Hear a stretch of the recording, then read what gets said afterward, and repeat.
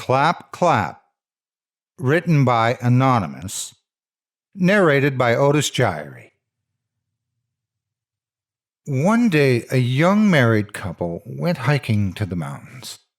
When the sun began to set, they realized they had gotten lost. The wife got anxious, but her husband tried to calm her down and assured her that they will definitely find a way back. However, several hours later, they still had no idea where they were. It was getting dark. The husband and the wife were in despair. They had no map, no compass. And when they had lost all hope, they suddenly stumbled upon an old hut in a meadow. The hut looked worse for wear. It seems that no one had lived there for many years. Several windows were broken and cracked, and the tiles were falling off the roof. The husband knocked on the front door, but no one answered. He turned the handle, and the door slowly opened. On the inside, the house looked even worse than on the outside.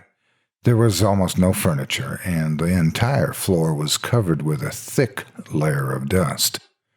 When they entered the house, the couple felt a strange, musty smell. The walls were covered with strange graffiti from floor to ceiling. It was painted with a red ink, and there were words: death, death, death, death, death.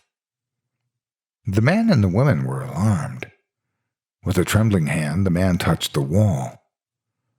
He was horrified to find out that the paint was still wet.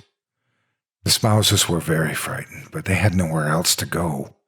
They knew that it was very dangerous at night in the mountains, because there were a lot of wild animals wandering in the forest.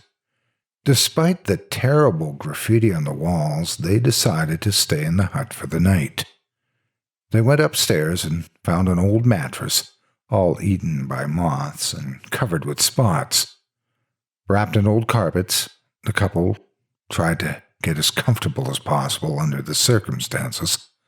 They lay together on the mattress and eventually fell asleep. But after midnight, they were awakened by a strange noise. It was as if someone or something was walking near the hut. "Did you hear that?" asked the wife. "I think there's someone there."